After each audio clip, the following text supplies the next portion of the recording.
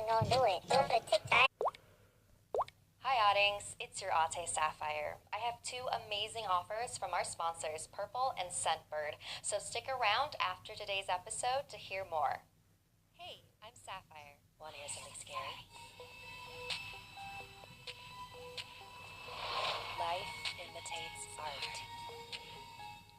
The following story is based on real events that happened to Patrick. I used to love drawing when I was younger.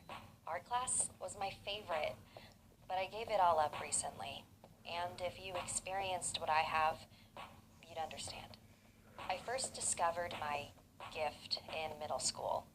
Every week we experimented with different styles, and they really encouraged us to challenge ourselves.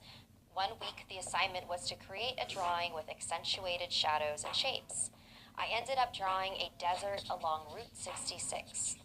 I'd never driven down it, but that's what came to mind. The next week, we had to cut out a photo from a magazine and draw around it. I found a photo of a random blue car and placed it in my sketch of another long desert road with mountains in the distance. The following week, we got to experiment with ink and quill pen.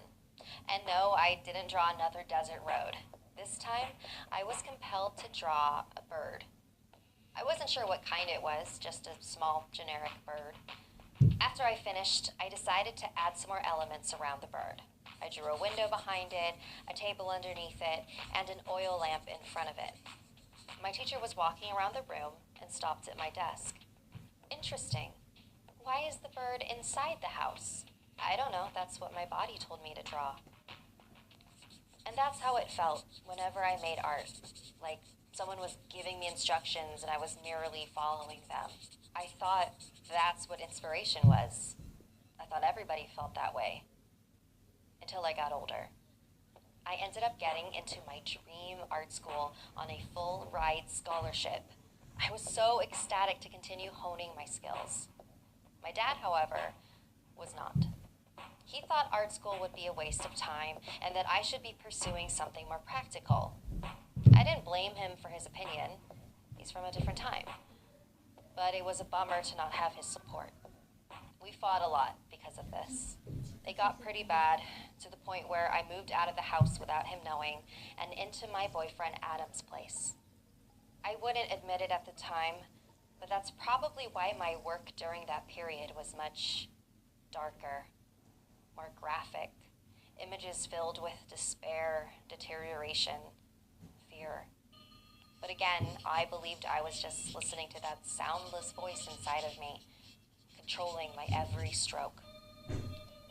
There was one painting I made in particular that made Miss Bella, one of my professors at the time, very concerned. She told me to hang back after class to talk with her.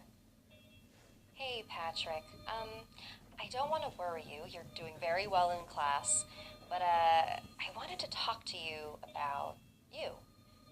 How are you doing? She asked, her kind eyes looking deep into mine. I'm fine. Why do you ask?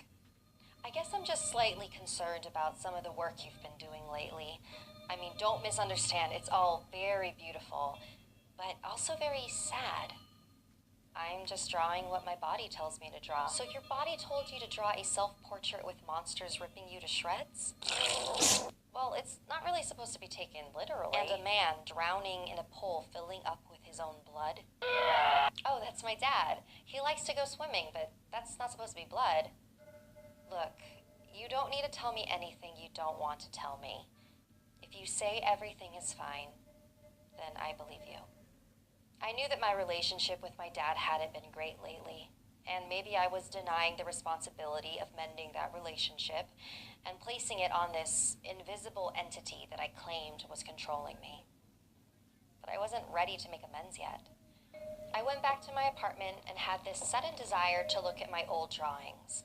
I think I wanted to remind myself of how art made me feel when I was younger. As I laid my drawings out on my bed, Adam came up behind me. He pointed at the car. Wow, so you ended up getting your dream car, huh? What are you talking about? That's just a random car. That's the exact same color and model as yours. I hadn't noticed that before. Adam then pointed at the drawing of the bird. Whoa, that's so weird. He pulled out his phone and showed me a photo he took of a bird inside of a house next to an oil lamp. It was nearly identical. My stomach began to hurt. If these drawings had somehow predicted the future, I looked over at the painting of my dad. No, that's not possible. This is all just a coincidence, I kept telling myself. There's no such thing as drawing the future. Then my phone rang. It was my mom. Pat, you need to come to the hospital right now. It's your father. I sped over there. It's a miracle I didn't get pulled over. The entire drive, I just kept thinking, please don't let him be dead. Please don't let him be dead. I got to his room. My mom rushed over to me and held me. It doesn't make sense. It just doesn't make sense. Earlier that night, my dad was about to take a swim in the pool, like he usually did. But when he didn't come inside after an hour, my mom went out to check on him. And that's when she found him, floating in the pool that was slowly filling up with his blood. Somehow, his head was cracked open by a heavy object as he was in the water, and he drowned. There was a big rock at the bottom of the pool, so my mom thinks that was probably what hit him. But how? It doesn't make sense, Pat. After my dad died, I dropped out of art school and I vowed never to touch a pencil again. I was just a vessel, and something horrible was using me, and I couldn't let it anymore. I wasn't gifted. I was cursed. So tomorrow, my boyfriend and I are headed on a long road trip across the country. I'd never seen the desert or the mountains. I just needed to get away from everything. Maybe we'll move to another state. I just want to drive to a place far away where my stupid drawings can't hurt anyone ever again.